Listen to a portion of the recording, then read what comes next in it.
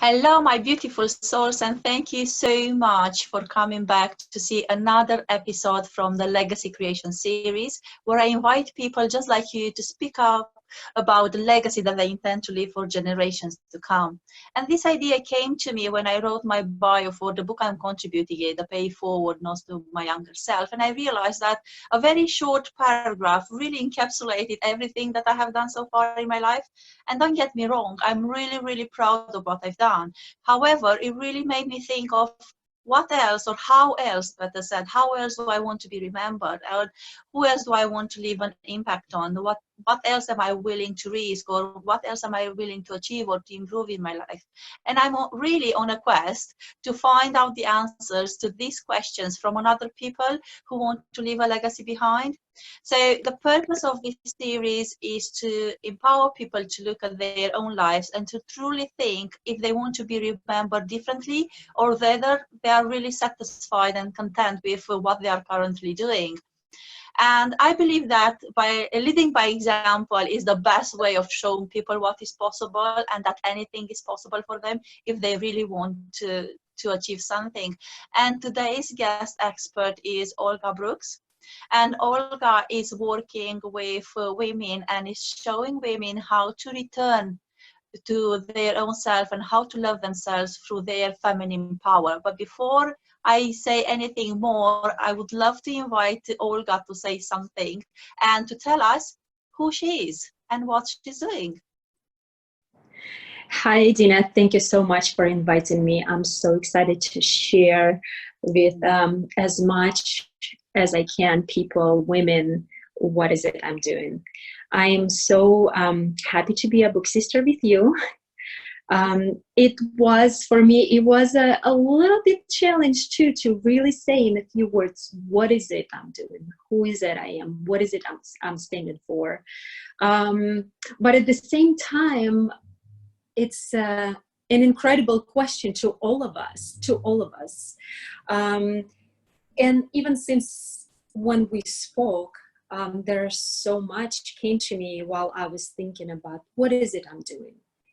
What is it I'm doing? Because yes, I would like to help women who went through divorce. I would like to help them, to show them that this part of their life is okay, that they are who they are. The struggles that they're facing are for a reason of them to be who they are. And this is the biggest part that I went through myself, through total transformation of everything, of the whole look on life. In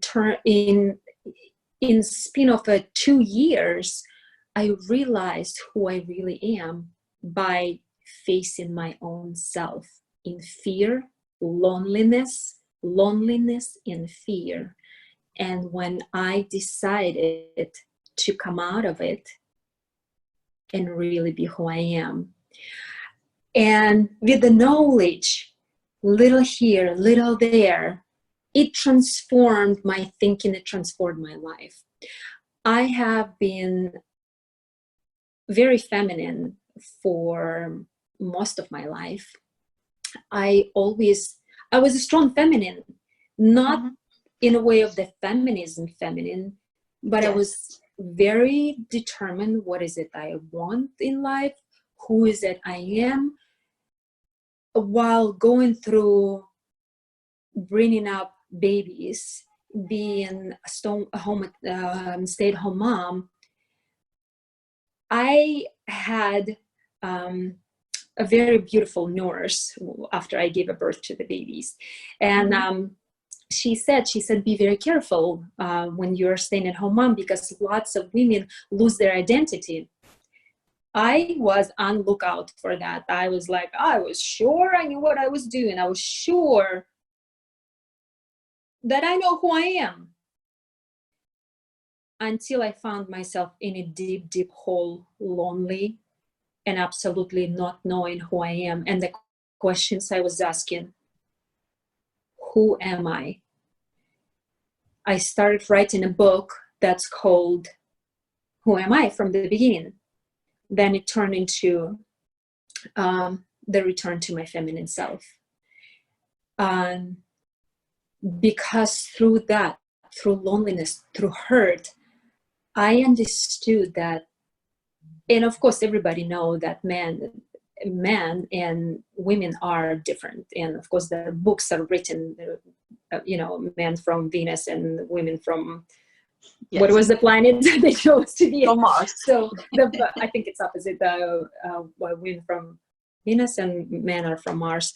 Of course, all of us know that.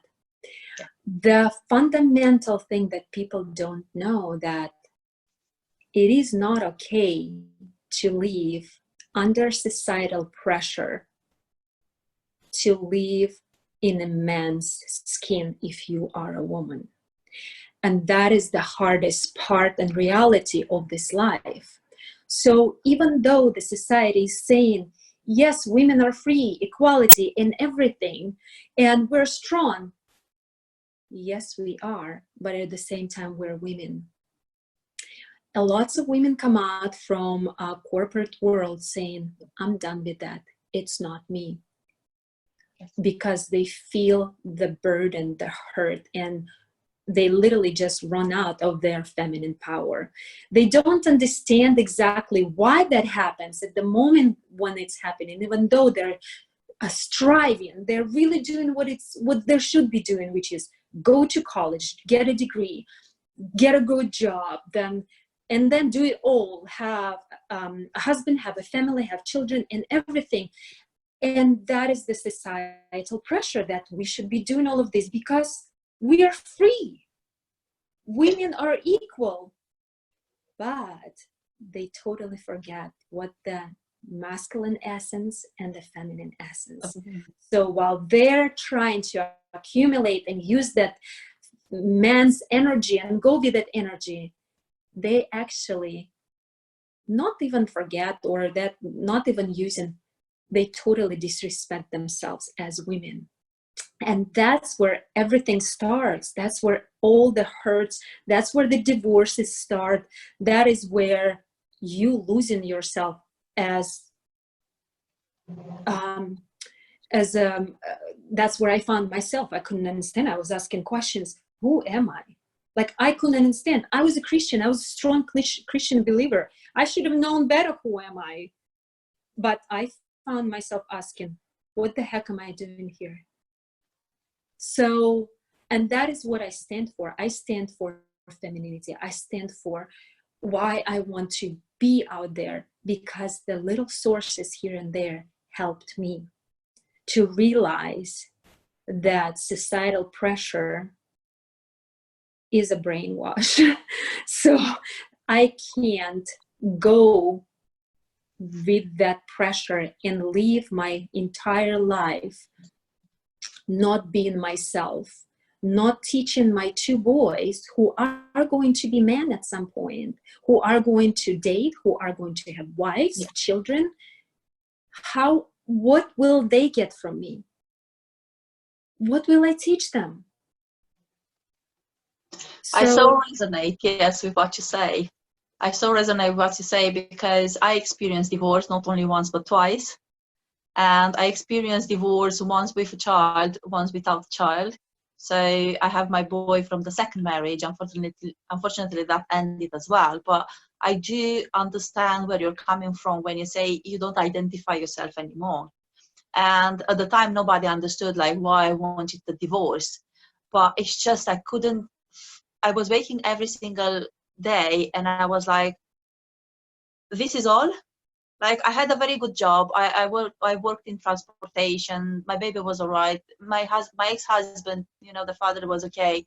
It's just me. I couldn't identify anymore.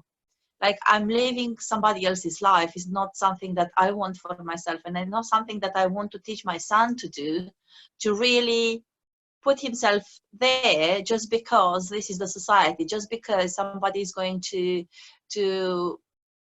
throw their judgment on you, because there were a lot of judgments. I divorced first time in 2002, and the second time in 2008. So quite quickly the divorces, and you wouldn't imagine the prejudices that were created, around everything that I'm doing, and especially after I came in the UK, things started to stop, but still I couldn't find myself. I had to be strong. And even then, after I divorced, I still had to continue to be strong. And I was like, I don't want this anymore.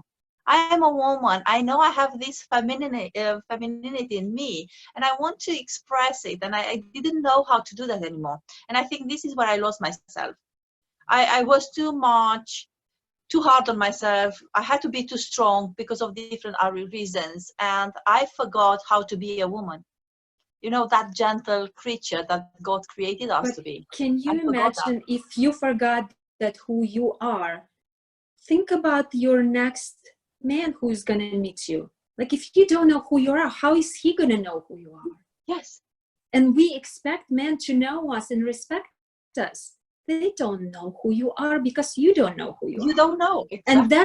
And that's where everything comes from. You know, that is where, see, we do, this is my biggest message to every woman. There is an internal wisdom in every woman because she has been created as a wise, what should I say it? Wise spirit for this earth. Yeah. I want to tell every woman that as soon as she came out of her mother's womb, she is the beautiful creator. Comparing with the guy, he is the warrior, he is the provider, he is like, I'm gonna go kill that dinosaur for you, or whoever, you know. While woman, she is that, like, think about the guy. Would guys say, oh, let's make love in this land, let's make, you know, while killing animals for food? You know, woman is the one who does that. Woman is the one who creates peace. Woman is the one, and I actually talked to someone recently who wrote a book, The Feminine Revolution, Dennis Moore. So what he says actually about this part of you know, the long time when women were just like creating food while waiting for men to come and bring in food, she's actually the one who says, stop, that's enough, we have enough, so stop the violence, stop the killing, we're good for now. So even that part, you know, that woman is the one who is in charge of this kind of, it was, but when you think about now, even she's still the one who creates this peace and love and I would say prosperity even in her surroundings. Like, I want peace, I want love, I want to just stop killing, I want to just stop going to stuff, just relax, come and relax with me. So would the man create this kind of thing? Of course no. That is why we are here. But what we do, we run around together with the man, let's kill that dinosaur together, bring it home, cook it, and be both tired. So this is not how we were created. The other thing that you said, which caught my ear, was I had to be strong. I had to go against the societal thinking. Oh my gosh, yes, that fear of, I want to be myself, but the world is saying, hey, be like everybody else. This is how it should be. This is the biggest fear that you have to jump over, and then you're golden, then you're fine. You go on a way of knowing yourself, exploring yourself, and actually being that wisdom for someone else. That's what happens with women when they come back to their own self. That's where the wisdom blossoms all around them in the world. The other part of it is this wholeness. The way Deepak Chopra says, I've just heard it not recently because this is what I go for. So I go for the harmony.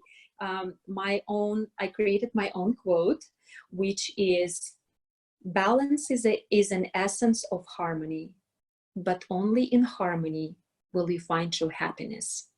So wow. What happens with women when they are not balanced, when they don't have that harmony between themselves as female, you can't create balance in anything else. You can't find that harmony and happiness at the end. You will always be going, doing and doing, producing and doing. But you might have success, I agree, but you will not have the harmony. Yes. So what I came start into my saying mind about, when you were talking about this, about being strong. Yes.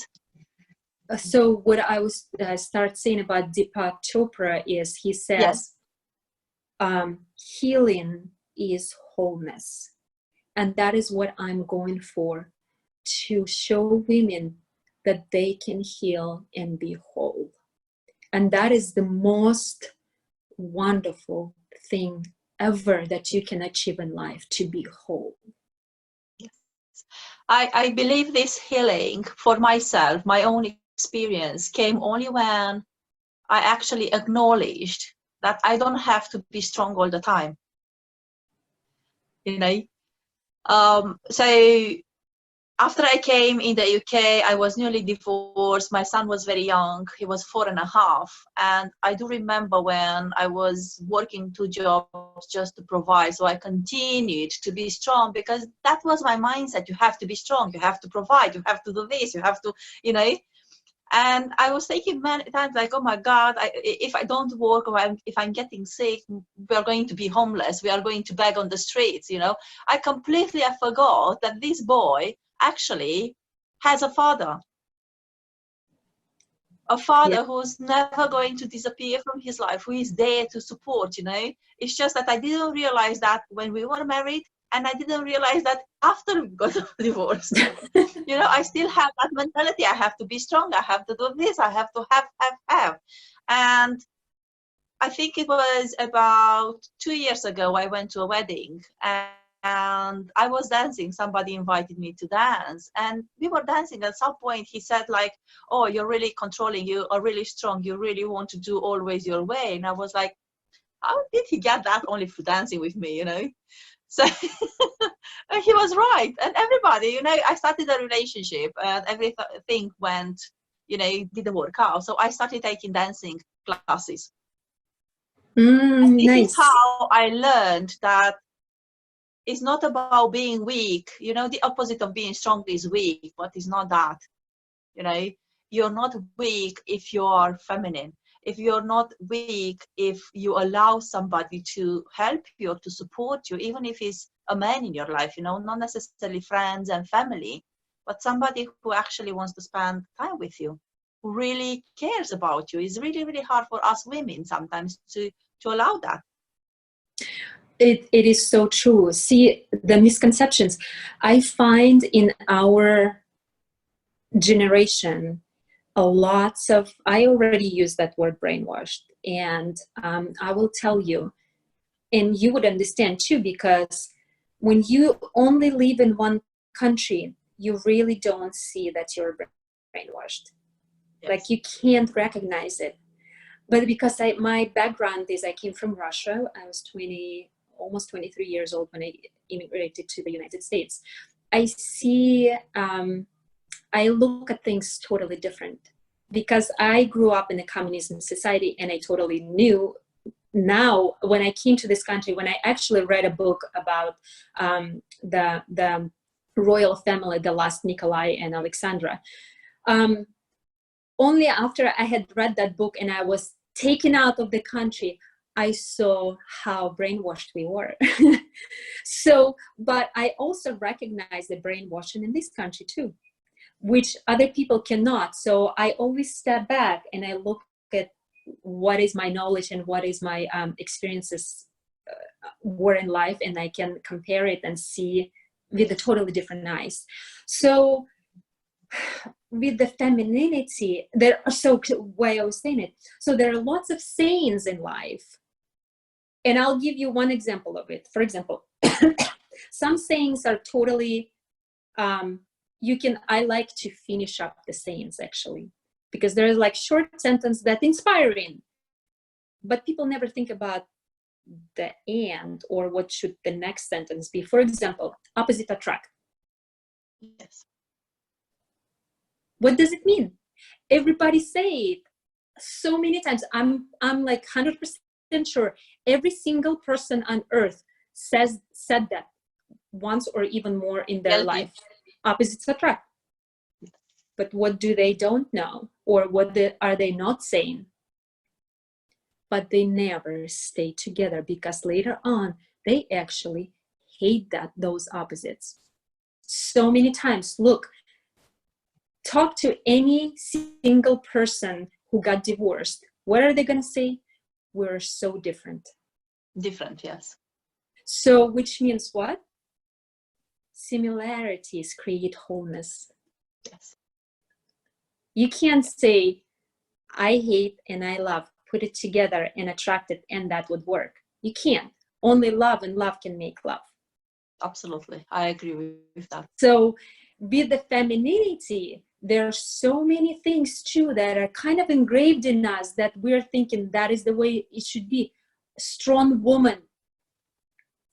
We think about we have to be strong, where in reality, when you are relaxed and when you are not using your strength, that is where your strength is for your husband, because that makes him as a man.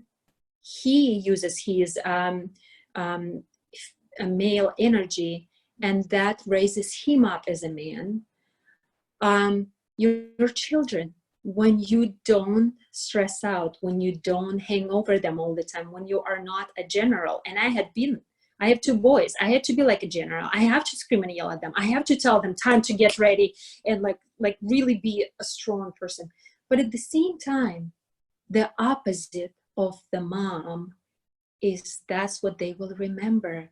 The softness, the kiss, the hug, they sit down, have tea, coffee, anything. That is the relaxed state of feminine. That is the inviting part of the feminine. That is what every man wants in women. Yes, they do want women to be strong in a way that, he doesn't have to do everything for her. Yeah. But, and I'm saying it from my own experience, I had met a man in my life who is in my life now, right while I was going through divorce. And now we're together for 2 years. And when I asked him, I said, what? And our meeting was not like through someone or in a place where, when dancing or I don't know. Our meeting was at the grocery store in line at the grocery store. And I said, what was that? Why did you even think about me as a, because we exchanged the numbers and he called me, inviting me for coffee that turned into dinner. So I said, what was it about me? And he said, you were very inviting. So that's what men need in women. When they get home from work, the invitation. Yes. But what happens would I say I was always inviting to my ex-husband? No, I wasn't. Sorry, there is a phone in another room. I wasn't inviting all the time. The house was not always ready for him when he comes back to the, shut this door. The house was not always ready, and the kids were little and stuff like that. I didn't walk extra mile to make that house that nice and ready for him, even though I knew it was just a season of life when babies are babies and dishes are not always washed. But for women, when they get lost in all those tasks of the day, the dishes, the dinners, the speed ups, the, running around, they do, even me knowing that I was warned about it, I didn't see it coming. I did not see it coming until I was like in a dark, dark place. So lots of women go through divorce and I would love to help them. The thing with divorce, the scariest thing about divorce, it's freaking scary. I was never scared in my life the way I was scared when I was going through divorce. And I couldn't understand why. I said, I'm a strong girl. I came by myself without any English to the United States. I was 22. Why am I scared? Um, the thing about it is that, you know, even you have friends around you who are supportive, you still know that you're going to have to go through it by yourself. So, and that's where the support that you needed, this is where I was looking for people who would give me support that I found here and there, little by little, here and there. And that's how, even like going through divorce, I stopped going to my very wonderful therapist. I stopped going there. I was almost out of the door from church because I did not see or hear what I needed to. Yes. For my soul. And that's what it was. It was a feminine soul that needed a support. It's not a brain psychology. It's not a brain psychology. It's a totally different place. And that's where I went. I went there by myself. I explored it. I found it. I was amazed by it. I was totally calm. My ex-husband touched me when we were sitting in front of the judge. He kind of patted me on the hand. I said, bye-bye. We were kind of laughed, but I was fine. I was ready. I was calm. Everything went smoothly. Of course, there are bumps in the road when you deal with financial stuff, but I really went into the place of femininity. I was relaxed. I was fulfilled inside me. I found an incredible love inside me. I found God inside me, and that changed everything. Everything. And I cannot not to share it with the world. Yes, exactly. So how did you manage to do that? Because now that you've been through all the struggles and through that emotional and soul turmoil, because it is like you don't know what you're gonna do next. That scary moment. How did you manage to love yourself? How did you do that? What exactly did you do? Maybe every single day, or what action did you do? Did you take? Well, the first thing, I reached out to my very wise friend. She's from Israel. She was very spiritual, and she was very passionate. She was very patient with me, never pushed me into anything. So I asked her, I said, could you give me any book to read that I can read and like get out of it? I said, I can't find the way out. And she said, here's what I want you to do. And I did not know at that point what it was, but it was Ho'oponopono technique. So she said, I don't care how many times a day you can say, I want you to look yourself in the eyes. And Ho'oponopono, yes. So she said, I want to look in that was my start. That was my beginning to crawling out of the hole. I would look at myself in the mirror and I would say, I'm sorry, forgive me, I love you, and thank you. Yes. And things started to shift, even though she's like, it doesn't matter if you don't know who you're saying it to. It just, she didn't explain to me exactly. She's like, you don't have to know, just say that. That's it. So, and from that point, I'm a big fan of Ho'oponopono. Yes, so that is the beginning. And then the information, and I actually did use, in order to calm my anxieties, my fear, I would listen to a high frequency music, and I would just breathe and open up my heart. And when I had done that, so I always felt tension in my heart, and I really felt discomfort through the whole day. And I thought, you know, of course you have so many thoughts that create the anxiety. Yes. And there are stuff that comes out from your childhood. You deal with so much, and then you have children, and then you have unforgiveness, you have frustration, all those feelings. There's such a crazy range of feelings when women goes through divorce.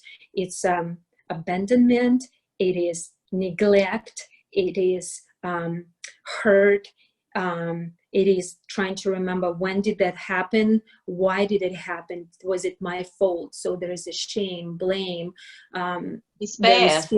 You're not enough. You're not good enough. You're never gonna be good enough. And all those, it is an incredible bouquet of black flowers. It's unbelievable. But what I was doing, I was just concentrating on being present in a moment, in love, in that relaxation of the heart, and the information that you are the spirit. You are not your brain that is judging you. You are not the one who had made mistakes. You are the pure, pure love, your pure energy being that is experiencing all of that. And it is your choice how you want to experience it.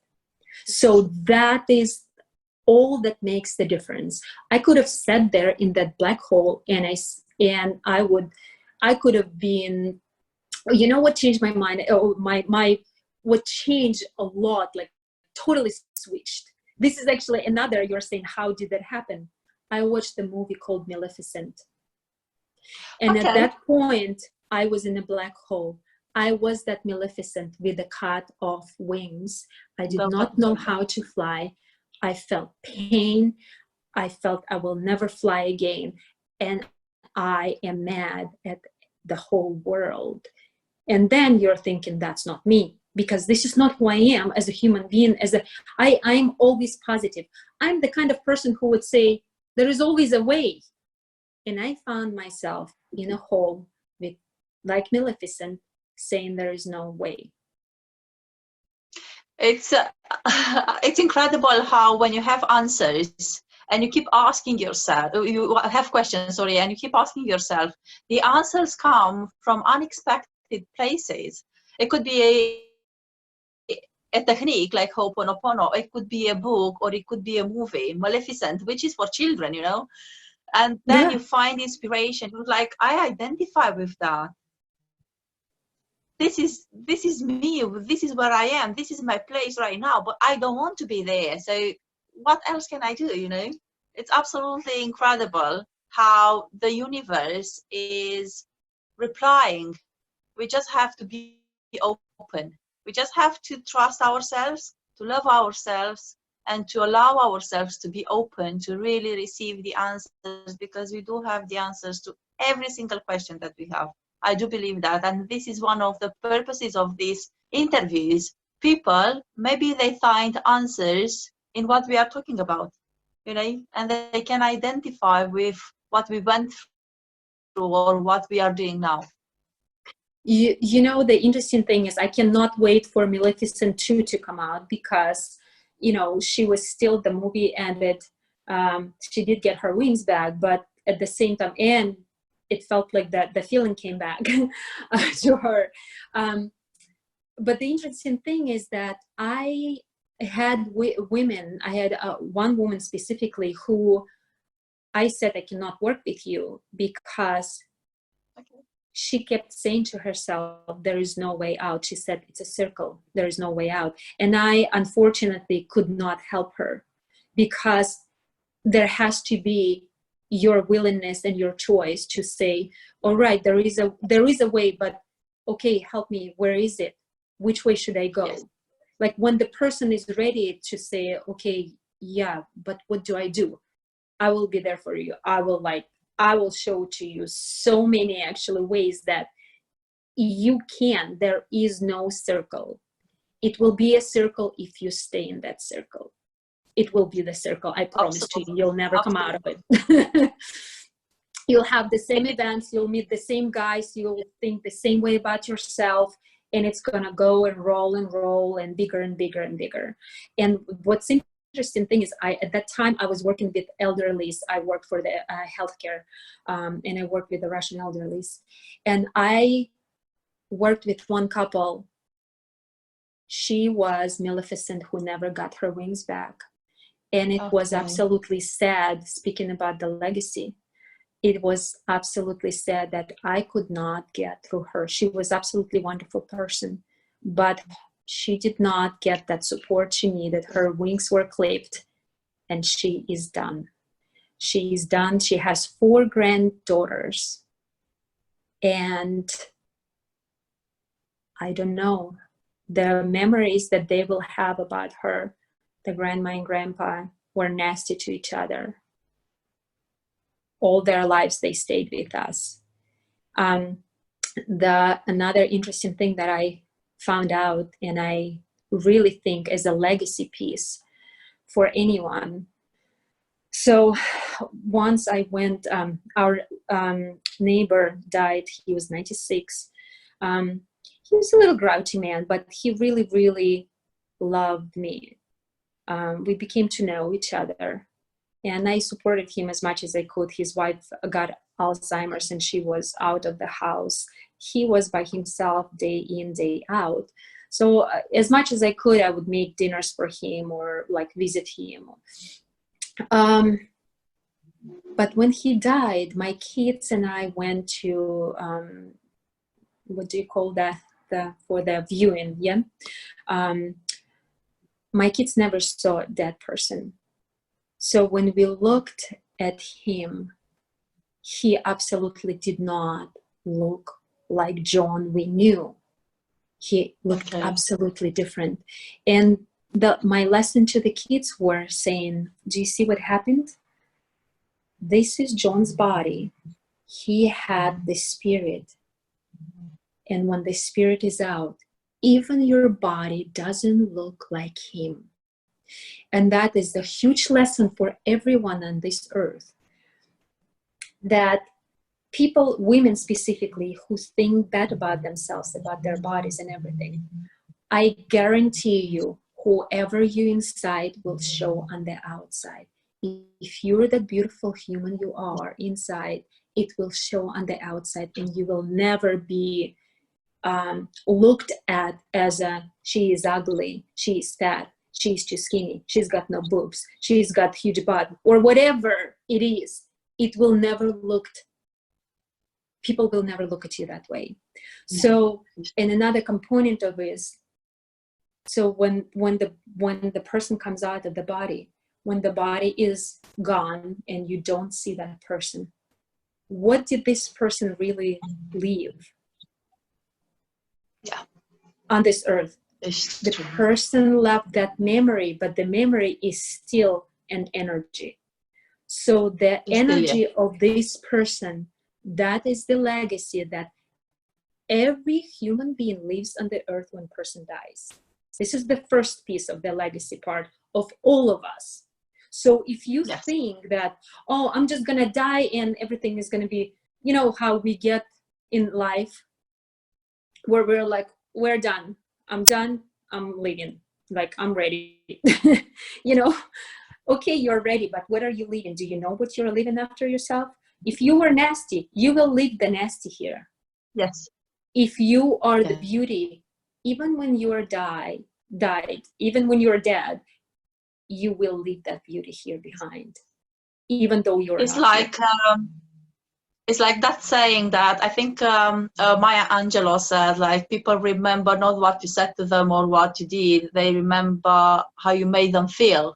And is that memory, what do you remember of the memory? How does that memory make you feel? Because that feeling stays with you. We'll always remember that feeling rather than what they said or what they've done, or it's the feeling.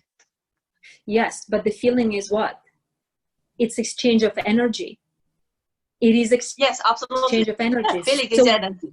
Yes. So as a going back to where we are as female society, yes, what are you living here? Are you living stress, anxieties, filled schedules, and everything else? What are you living here? Exactly. Because that memory is the energy. True. Olga, it was so beautiful and fascinating, everything that we spoke so far. And it's very interesting how we navigate through this extraordinary journey that we call life. And we are always in a quest to find who we really are. And I love the name that you have, The Return. Oh, I love it too. It's actually a return to yourself. It's actually a return to your basic soul, you know, like how you were left when you were born without any judgments, without any fears, without anything. You are just pure energy, pure love. And I love it. And I'd love to hear some more things about everything that you do. I have to invite you again Yes, because you you're should. working I with would be so happy many to. different people, and it's absolutely amazing to to know what you're doing, because it's interesting, and I'm a woman, I'm interested in what you're doing, and to manage to give this strength and the support, Oh, to something manage to happened with give the this strength mic. and the Okay. support to other women, you know, who are going through divorce, and maybe not only through divorce. It's a legacy in itself. Yes. It is a legacy in itself, and I'm so happy and so excited that you recognize that in yourself, because one thing is somebody to tell you, and another thing is for you to know this is what I'm doing, and to acknowledge it, and to really embrace it, and to really do everything that you do, you know, with peace. And you have an incredible energy, you know, for this talk. I think we are over half an hour, but it was like I couldn't stop you.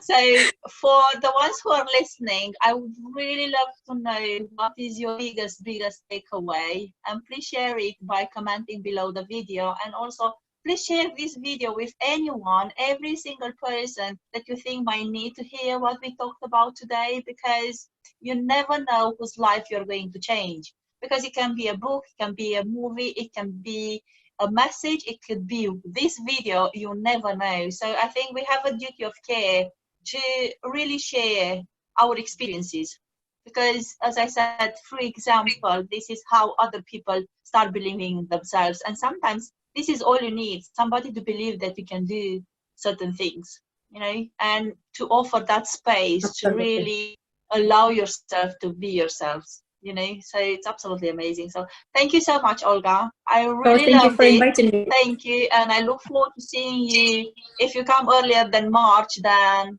if not, I'll see you at the book launch, because we are book sisters as well. So thank Yes, you so much. yes. Bye bye. Bye, everybody.